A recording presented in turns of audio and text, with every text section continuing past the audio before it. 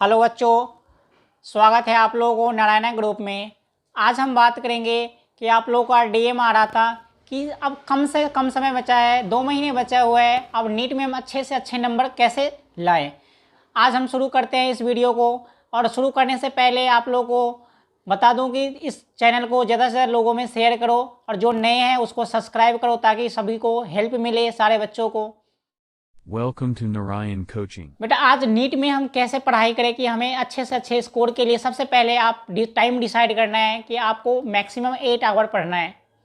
8 our से maximum नहीं जाना है, उसे मिनिमम भी नहीं जाना है। आपको 8 आवर पर कैसे स्टडी करना है, आपको 2 आवर फिजिक्स को देना है, 2 आवर केमिस्ट्री देना है और 2 आवर बायो देना है। 2-2 घंटे को टाइम स्लॉट को डिवाइड करने के बाद आपको क्या करना है, अब ये 2 डिवाइड कर लिए।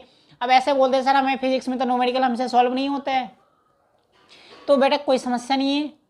जो नहीं सॉल्व हो रहा है, अब आप सॉल्व करने के लिए बैठते हो, मॉड्यूल्स बैठते हो एलन आकाश की, अब उसमें आपको समझ में नहीं आता है तो आपको कुछ नहीं करना है, मॉड्यूल्स को नहीं देखना है। अब ना तो फिजिक्स में देखना है ना केमिस्ट्री में देखना है, आपको एक बुक सजेशन कर रहा हूँ मैं, MTG फिंगर टिप्स आता है, उस नीट के लिए आता है। और फिजिक्स केमिस्ट्री बायो तीनों ले लो। अब उसमें आपको क्या करना है, 100 क्वेश्चन है सारे एक्सरसाइज का।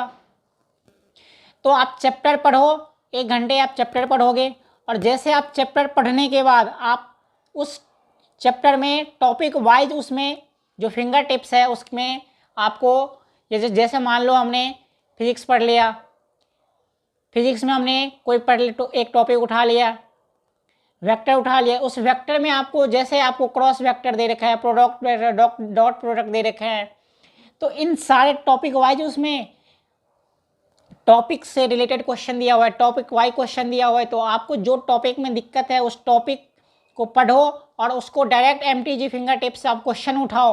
और आपको उसमें यदि क्वेश्चन नहीं होता है, आप आधा तो अप्लाइड करोगे, यदि आगे उसमें अटक जाओगे तो उसमें हिंट्स दिया हुआ है, उस हिंट्स को देखो और उसको क्लियर करो।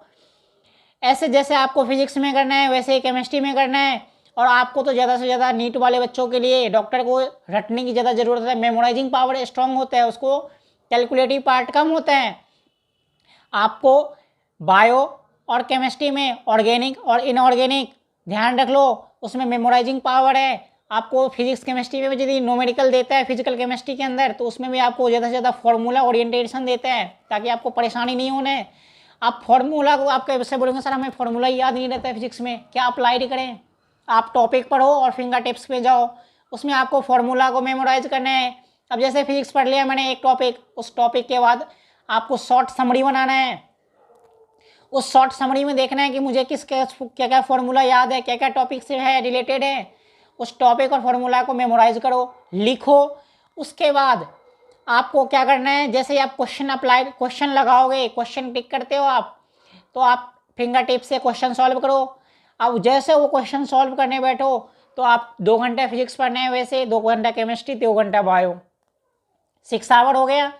आपको 1 आवर एनालिसिस में देना है कि 1 एनालिसिस दोगे ताकि हम क्या सीखे, इस फिजिक्स में क्या सीखे, केमिस्ट्री में क्या सीखा मैंने और बायो में मैंने क्या सीखा। सेम काम उसके बाद आप फिंगर टिप से आधे आधे घंटा करके क्वेश्चन करो, फिजिक्स का आधे घंटा केमिस्ट्री का, और उसके बाद आप उसको चेक करो रेड पेन से कि मेरा कितना सही है और कितना गलत है। गलत है तो कहाँ पे गलत है और कहाँ पे सही है।